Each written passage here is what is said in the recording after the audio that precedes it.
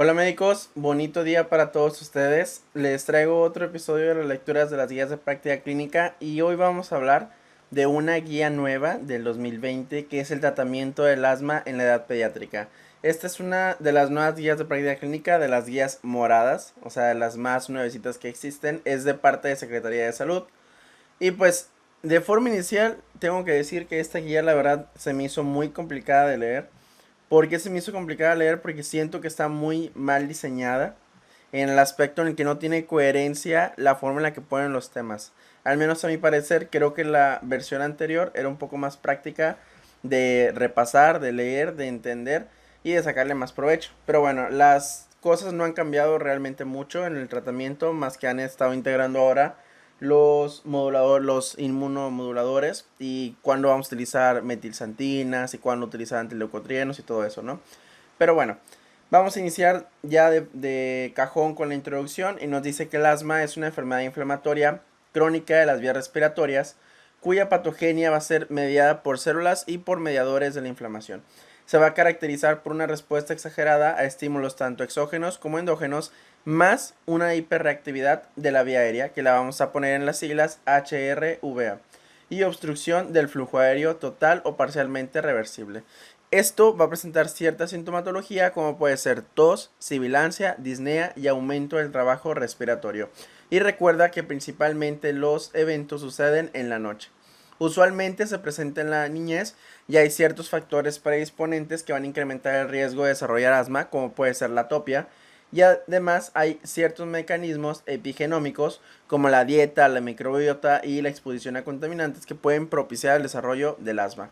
También hay factores desencadenantes que van a exacerbar la misma, como pueden ser los alergenos, las infecciones respiratorias, sobre todo las de índole viral, los contaminantes ambientales, el ejercicio, las emociones, la menarquia precoz, la obesidad, el nacimiento por cesárea, el tabaquismo activo y pasivo, entre otros. Obviamente que en los niños, pues, sería tabaquismo pasivo, ¿no? No es tan común que en México los niños fumen. Hay factores protectores que pueden evitar el desarrollo de asma, como la convivencia de edad temprana de mascotas, de animales de granja y la lactancia materna. Principalmente el que sí o sí es la lactancia materna. Los tres mecanismos más importantes para la progresión del asma va a ser la inflamación de la vía aérea, la obstrucción variable del flujo aéreo y además el HRVA, que dijimos que es la hiperreactividad de la vía aérea. La inflamación, que puede ser aguda o subaguda, va a ser consecuencia de varios procesos fisiopatológicos en los que se incluye la infiltración celular, la hiperplasia del músculo liso, la descamación epitelial y el proceso de remodelación. Todo esto en producto por las células principales de este proceso van a ser los mastocitos, eosinófilos, linfocitos T, macrófagos y células epiteliales, que van a secretar pues citocinas para contribuir con el proceso inflamatorio. El proceso inflamatorio va a ser que es característico del asma, se favorece por la alteración del equilibrio entre las poblaciones de los linfocitos Th1 y Th2, donde los Th1 van a secretar interleucina 2 e interferón gamma, mientras que los Th2 van a liberar citocinas tipo 2, entre las que se encuentran interleucina 4, 5, 13 y 9. Todo esto promueve la inflamación alérgica. Además, el proceso obstructivo va a ser consecuencia de un broncoespasmo agudo, del edema de la vía aérea, de la formación de tapones de moco y en etapas tardías de la remodelación de la vía aérea. La hiperreactividad de las vías aéreas va a ser una respuesta exagerada a factores inespecíficos, como cambios de temperatura y de humedad, olores, químicos, gases, tabaquismo y ejercicio, que esto va a producir una estimulación vascular indirecta del músculo liso por sustancias proinflamatorias o determinaciones nerviosas no mielinizadas. Esto lo que va a hacer es que va a provocar los síntomas de las personas, pero en los pacientes que no tienen hiperreactividad o más bien que no tienen asma, pues no se les va a provocar ningún tipo de sintomatología. Y esto es lo más importante a saber, el asma va a ser un diagnóstico clínico en el cual vamos a tener pues las sibilancias, que es de lo más característico, la tos, la cual es seca, paroxística y de predominio nocturno, la disnea y la presión torácica. Para hacer el diagnóstico clínico es necesario tener al menos dos de todos los que acabamos de mencionar.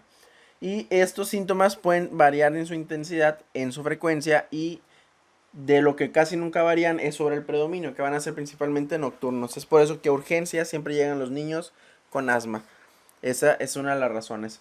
Y además van a variar también de acuerdo a las comorbilidades que tengan, como la presencia de rinitis alérgica o dermatitis atópica, y si los pacientes están o no controlados de esas comorbilidades. La confirmación del diagnóstico pues va a requerir la demostración del proceso obstructivo, que tiene que ser reversible. Y en niños a partir de los 6 años se va a realizar una relación volumen expiratorio forzado en el primer segundo y la capacidad forzada vital, que es el BEF1 y el CBF, la cual tiene que ser inferior al 70%, lo cual te va a hablar de que existe una obstrucción de la vía aérea. Recuerda que todo esto por espirometría.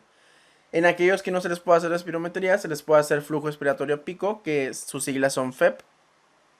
Se considera reversibilidad positiva si el BEF1 postbroncodilatador se modifica mayor o igual al 12% o el FEP mayor o igual al 20%. Pero recuerda que el asma en ocasiones puede ser la espirometría normal. En menores de 5 años no es posible hacer una espirometría de calidad. Es por eso que una de las pruebas diagnósticas que podemos utilizar para documentar la presencia del asma es el uso de los corticosteroides inhalados. Si el paciente mejora, pues a lo mejor si era asma. Si no mejora, pues a lo mejor estamos ante otra cosa. Y si le dejamos de dar el tratamiento al niño y empeora, pues a lo mejor sí era asma. Entonces, una de las cosas que se me hacen más interesantes del asma, y si te estás preparando para exámenes de residencias, te lo tienes que saber, es cómo clasificamos el asma. Y eso se puede clasificar de acuerdo al control de los síntomas, de acuerdo al nivel de gravedad y de acuerdo a la clasificación por fenotipos. En el control de los síntomas va a haber 3 niveles: bien controlado, parcialmente controlado y no controlado. Y para evaluarlo hay que ver su último mes o sus últimas 4 semanas. En mayores de 5 años vamos a revisar los siguientes datos: síntomas diurnos más o igual a 2 veces por semana. Uso de medicamentos de rescate más o igual a 2 veces por semana. Despertares nocturnos por síntomas de asma mayor o igual a un mes. De 1 al mes, perdón. O que tenga limitación de la actividad física debido al asma. Mientras que en los menores de 5 años lo que vamos a buscar de su sintomatología es que los síntomas diurnos sean al menos una vez a la semana, que se utilicen medicamentos de rescate una vez a la semana, despertares nocturnos por síntomas de asma al menos una vez al mes, limitación de la actividad física debido al asma. ¿Y cómo vamos a hacer nuestras clasificaciones de controlada y todo eso? Bueno, con todo lo que te acabo de decir, el asma controlada es aquel en donde las características que te mencioné no están presentes, o sea, están ausentes. Si tiene una o dos de las características antes mencionadas, estamos ante un asma parcialmente controlada. Y si tiene 3 o 4, el asma no está controlada. Así es como definimos el control del asma, porque esto nos va a servir para saber qué es lo que le vamos a dar de tratamiento a nuestro paciente y cómo lo vamos a ir escalonando de acuerdo a los pasos. La gravedad va a ser determinada por la historia clínica y el escalonamiento del tratamiento. En el asma leve vamos a dar los pasos 1, 2 y 3, que vamos a ver más adelante. En el asma moderada el control se hace con el paso 4 y en el asma grave se necesita pasar a un paso 5. Desde que estamos en el paso 4 es necesario enviar al paciente con un especialista en asma o en alergología para que se le inicien tratamientos ya más avanzados.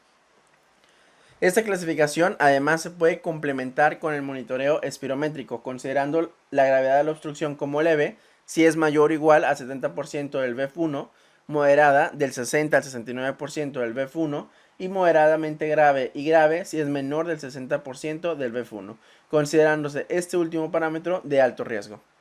Los fenotipos, eso es algo reciente que ha estado saliendo y que es importante conocerlo porque nos puede ayudar a determinar qué tipos de tratamientos le pueden servir a los pacientes. Y hay varios fenotipos como el asma alérgico, el no alérgico, el asma con limitación del flujo del aire con presencia de remodelación, que son los que no tienen reversibilidad, y el asma con obesidad.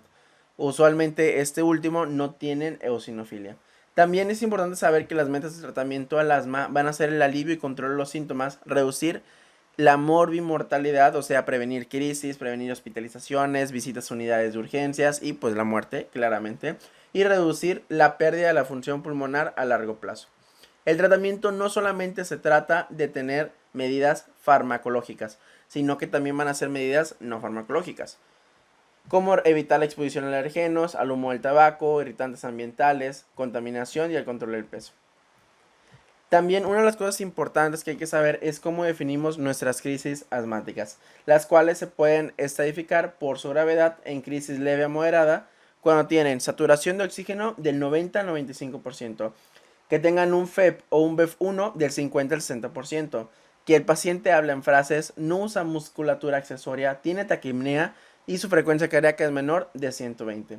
Una crisis grave es que tenga una saturación menor del 90%, un FEP o un BEF1 de 25 a 50%, habla entrecortado en palabras, prefiere sentarse, no acostarse y se le ve utilizando musculatura accesoria y la frecuencia cardíaca se encuentra entre 120 a 140.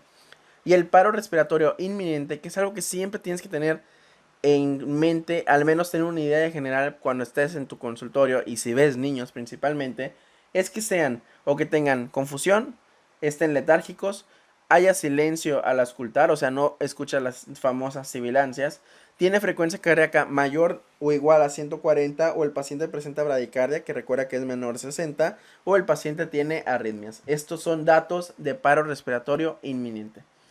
Una vez establecido el diagnóstico del asma e iniciado el tratamiento, se debe evaluar cada 3 meses a nuestros pacientes para decidir si lo vamos a subir los pasos o les vamos a subir o le vamos a reducir el paso del tratamiento que está llevando.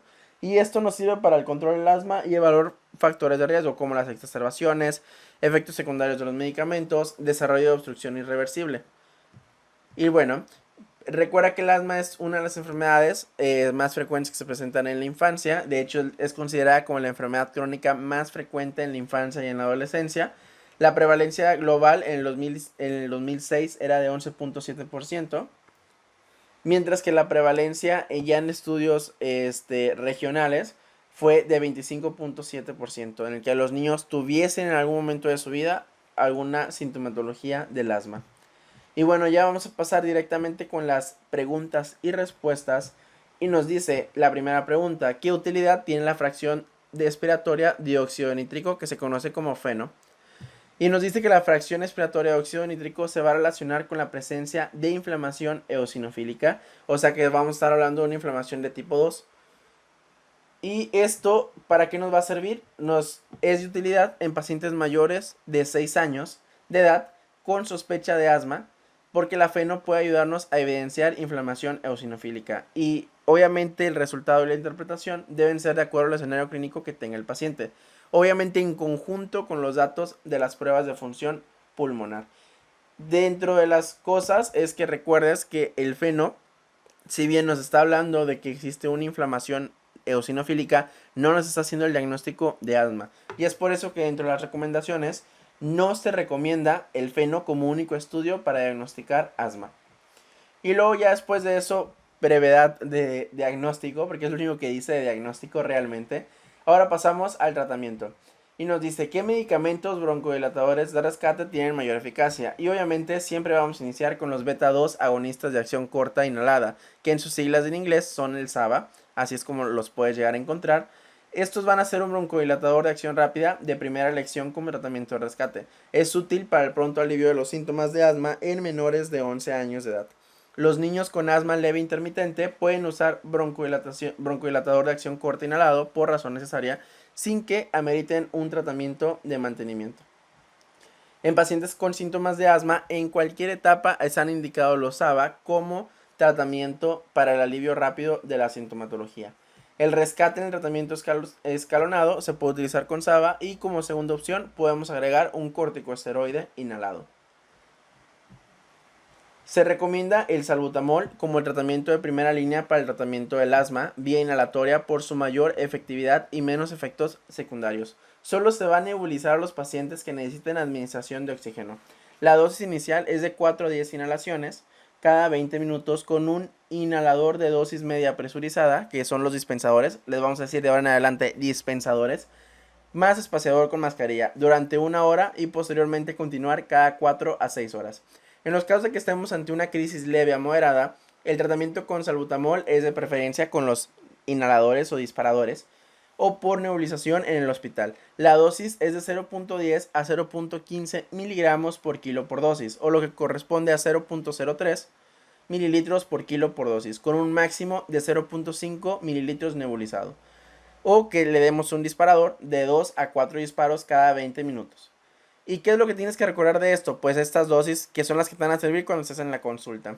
El disparador que sea de dosis de 100 microgramos por inhalación, que es usualmente es como vienen, de 2 a 4 disparos cada 20 minutos. O que nosotros le demos al paciente de 0.5 a 1 mililitro o lo que equivale a 2.5 a 5 miligramos cada 20 minutos nebulizado de forma intermitente. Este segundo son las famosas nebulizaciones que les dan a los pacientes que tienen o que han presentado una crisis de asma y que es la dosis que te tienes que saber o que yo te recomiendo mucho que sepas si estás en algún servicio de urgencias o en un consultorio pero estás en la noche, ¿eh? Esa dosis se la tienes que saber. En las crisis graves, si no hay nebulizador, se puede dar dosis altas de los inhaladores o de los disparadores. Tan pronto como se cuente con el nebulizador, pues pasamos a nebulizar con oxígeno. Y la dosis va a ser la misma, de 2.5 a 5 miligramos de salbutamol cada 20 minutos, con una dosis ponderal de 0.10 a 0.15 miligramos por kilo por dosis.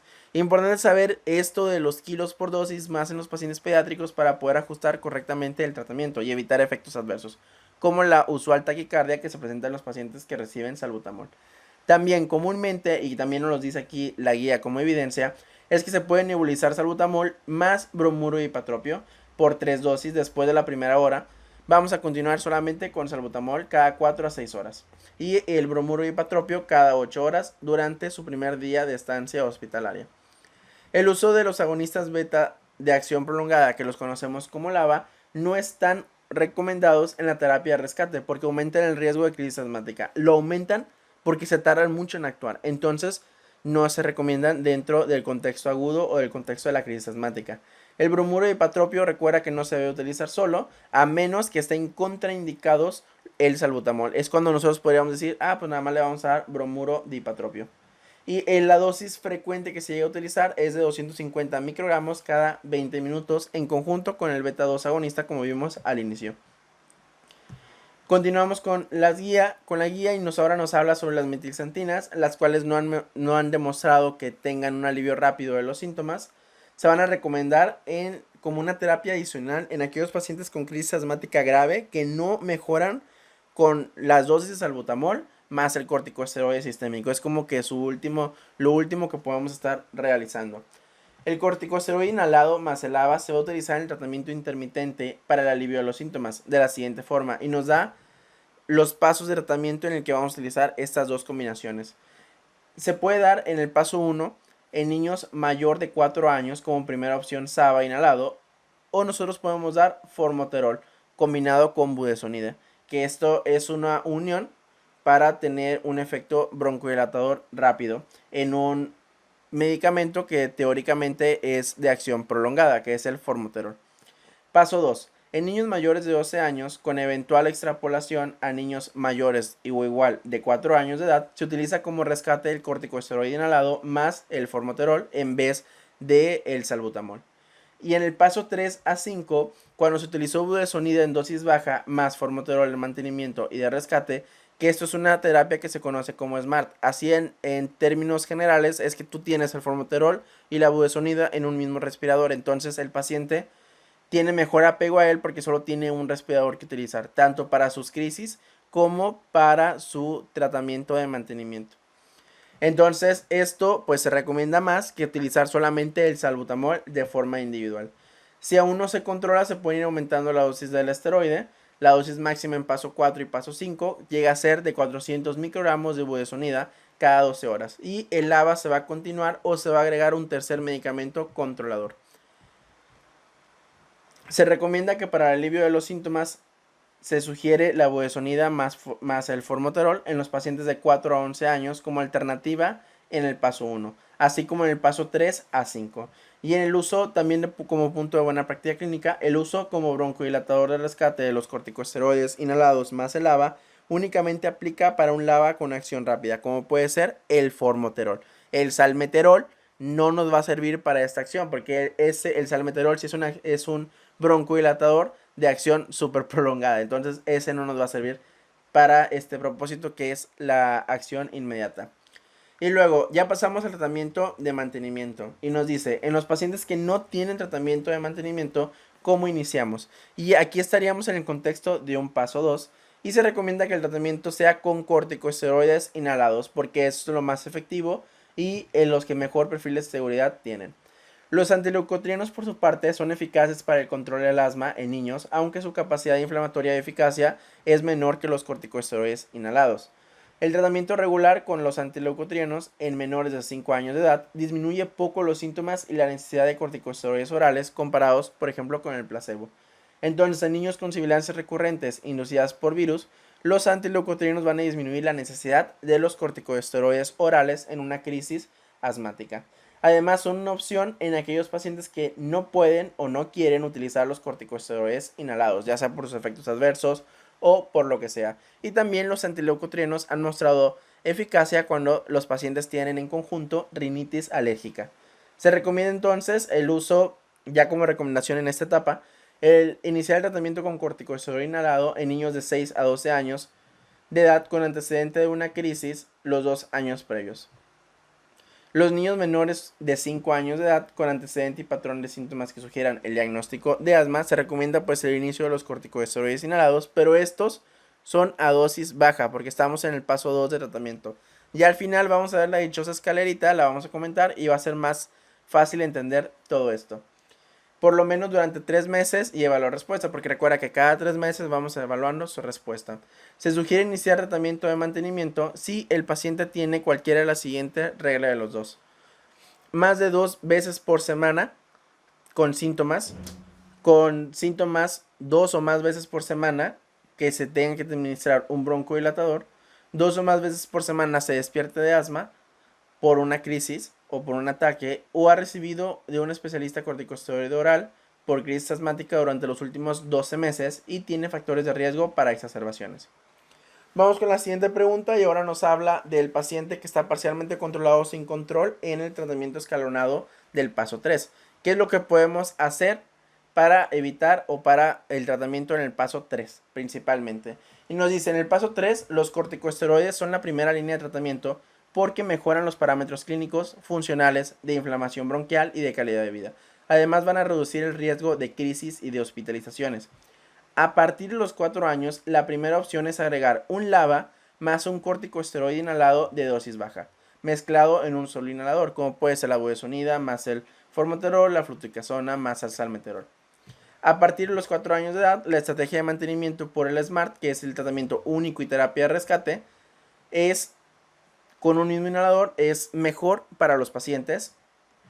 Y luego nos dice que en preescolares menores de 4 años el tratamiento de primera elección es incrementar el esteroide a dosis media.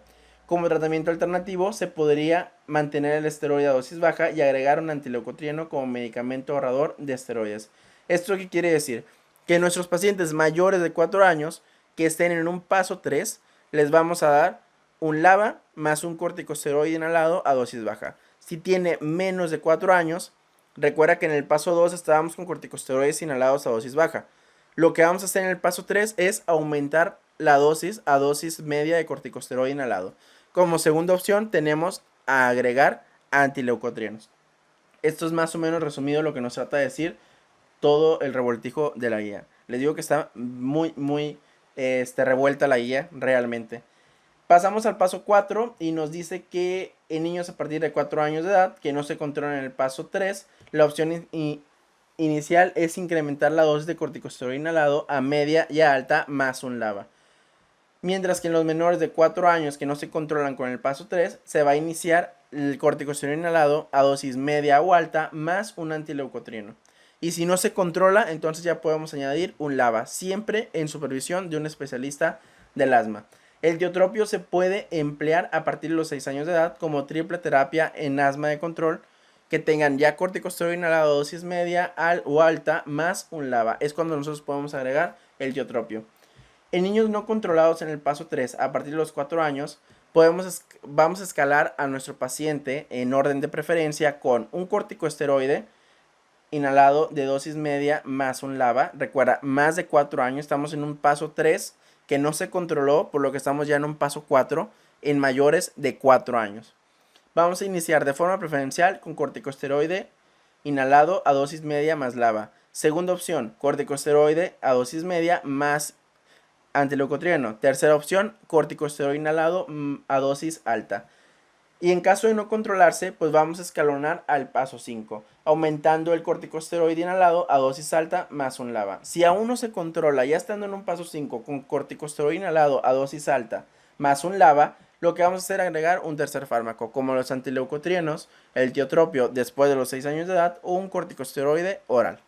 Mientras que en los menores de 4 años, la preferencia es iniciar con corticosteroide inhalado a dosis alta y de segunda opción, corticosteroide inhalado a dosis media más antileucotrieno. Y si no mejora, añadimos un LABA o un corticosteroide oral. Se sugiere siempre como primera opción, en el paso 5, a partir de los 6 años, pues dar triple terapia. Que esta la sabemos que es con el corticosteroide inhalado, el LABA más el tiotropio. Y luego nos comenta la siguiente pregunta: después de una crisis asmática, ¿cuál es el tratamiento más efectivo para reducir el riesgo de nuevas crisis en niños menores de 5 años y en niños de 5 a 12 años? El tratamiento posterior a una crisis asmática se establece de acuerdo a la edad y al manejo antiasmático previo. Los corticosteroides inhalados son la primera línea de tratamiento para el paciente que ha presentado una crisis. A las dosis recomendadas son seguros, efectivos y van a disminuir el riesgo de crisis graves. En pacientes menores de 4 años que no tengan tratamiento de mantenimiento previo, que han tenido crisis, se recomienda iniciar corticosteroide inhalado a dosis baja a media, según la gravedad que tenga el paciente, siempre con un SABA como rescate de acción necesaria. Por otro lado, los pacientes que han experimentado crisis y que tienen tratamiento de mantenimiento previo, se considera adecuado escalonar al siguiente paso. O sea, si nosotros a nuestro paciente lo teníamos en el paso 3, le dio una crisis asmática, pues ya se ganó su paso 4. Y con esto los cambios del tratamiento. En relación a los anticuerpos monoclonales, se recomienda que sean solamente en el paso 5, obviamente en un tercer nivel de atención. Y a partir de los 6 años se puede utilizar un IgE, que es el omalizumab.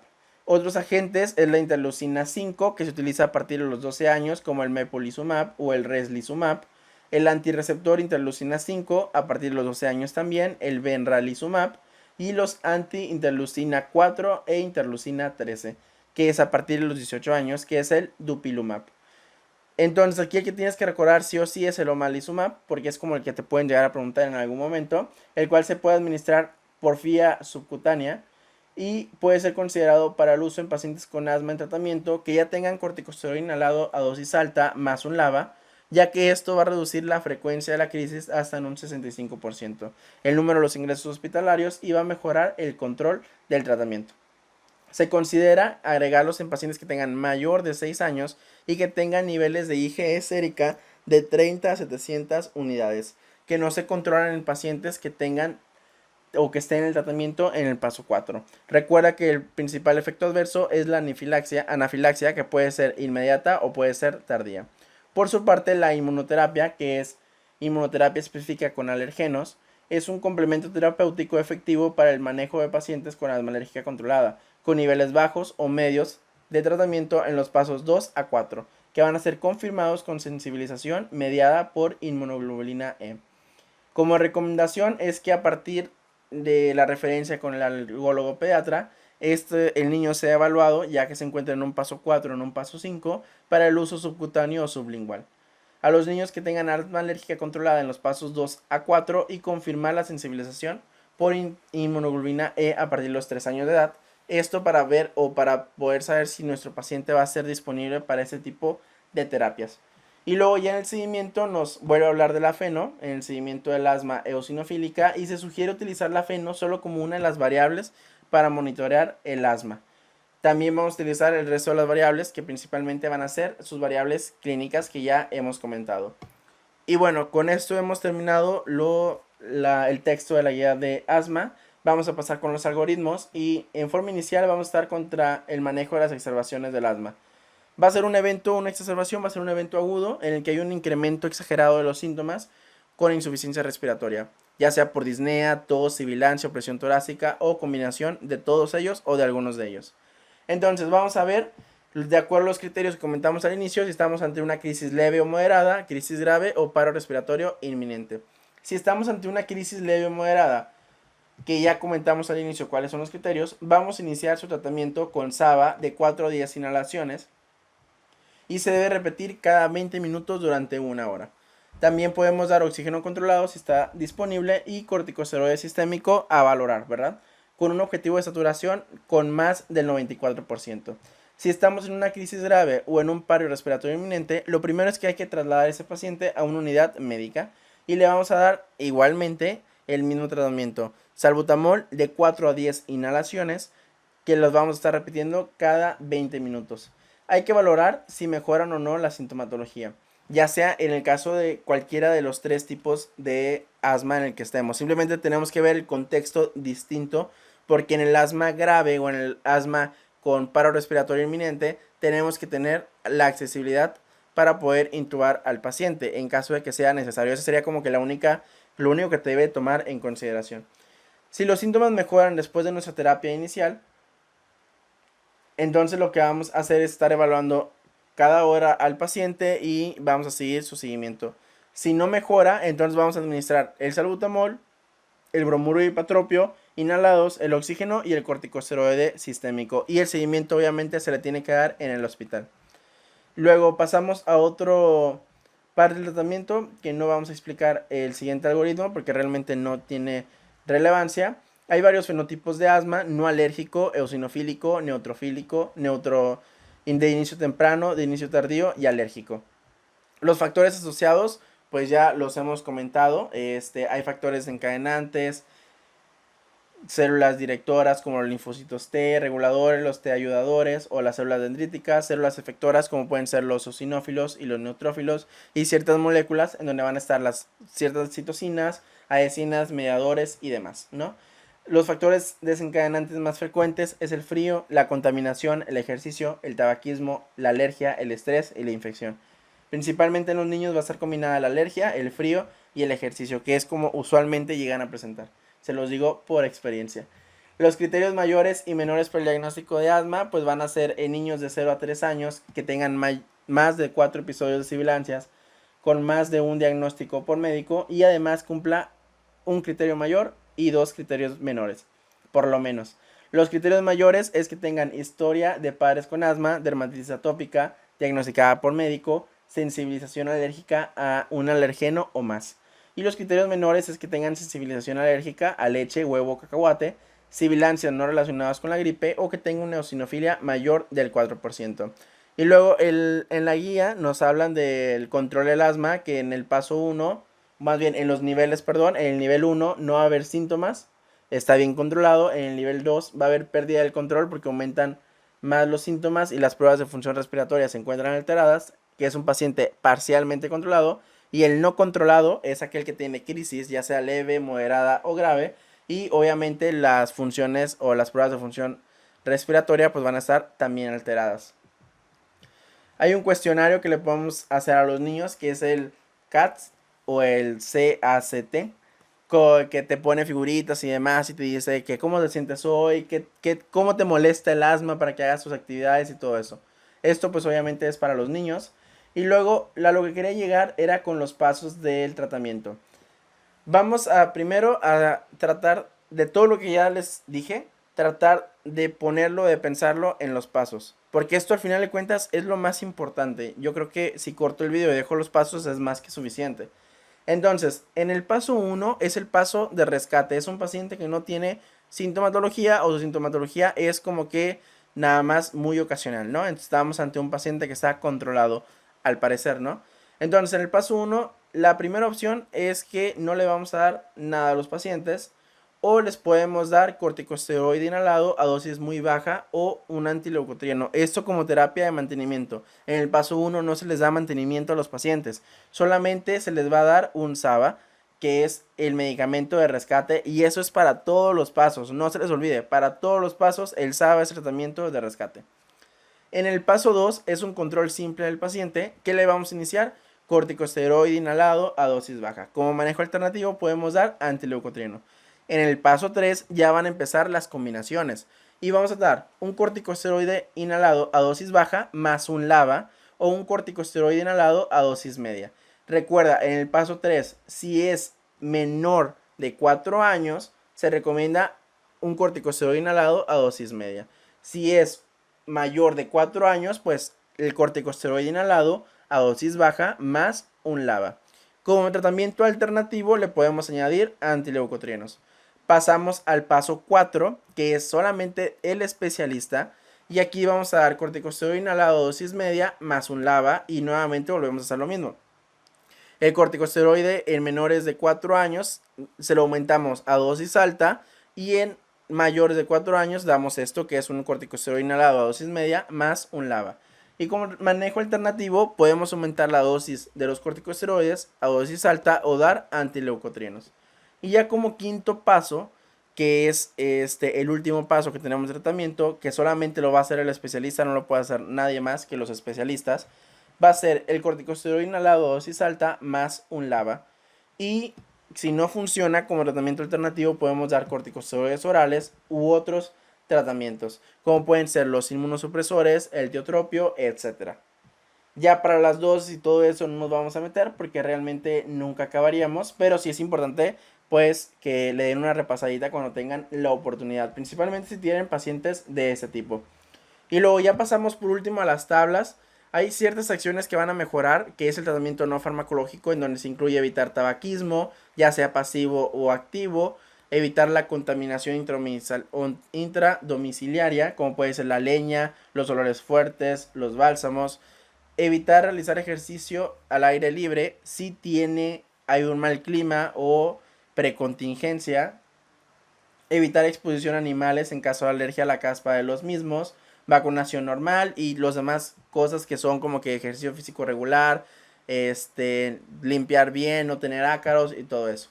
El tratamiento farmacológico, pues vamos a tener medicamentos de rescate, que va a ser el SABA, en el que también podemos tener el formoterol combinado con la budesonida, que no se les olvide. Los medicamentos de mantenimiento, pues van a ser principalmente los corticosteroides inhalados.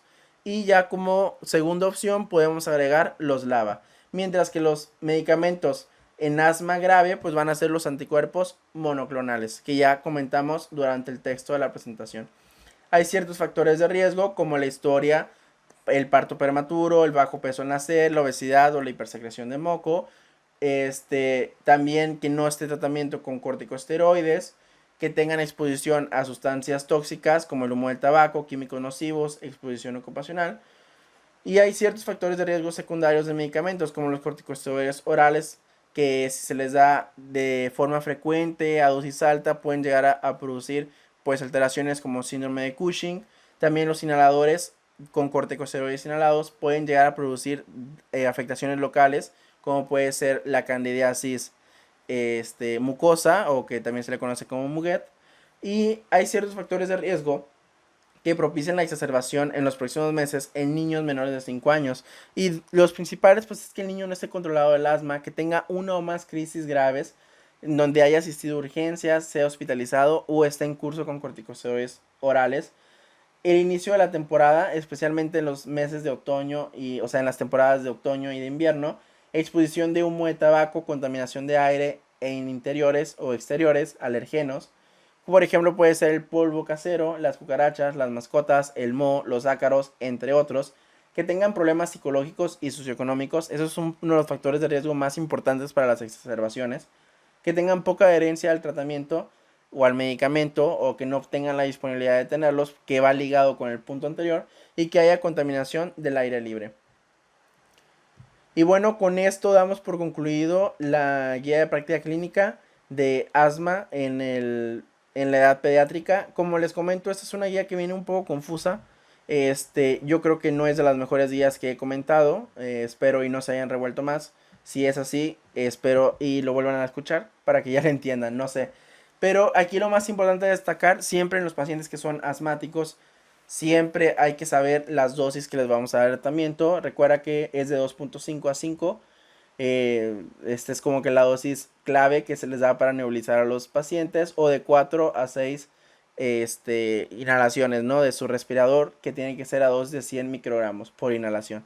Es muy importante también saber los pasos que le vamos a dar a los pacientes para hacer un buen manejo. Si estás ahorita en servicio social o estás viendo pacientes, aprovecha a esos pacientes para aprenderte los esquemas siempre les comento que una de las cosas que más o mejor les pueden ayudar es que aprovechen al paciente para poder estudiar si te estás preparando para un examen de residencia. Si no, aprovecha el paciente porque créeme, si sabes el tratamiento de un asma, eso no lo decía un pediatra, si sabes tratar un asma, siempre vas a tener pacientes en tu consultorio. Siempre. Así seas médico general, seas pediatra o seas internista que estés viendo niños, ¿verdad? Que no deberías, pero si lo estás haciendo por hambre, pues te va a servir. Entonces, un médico que sabe tratar el asma siempre va a tener pacientes.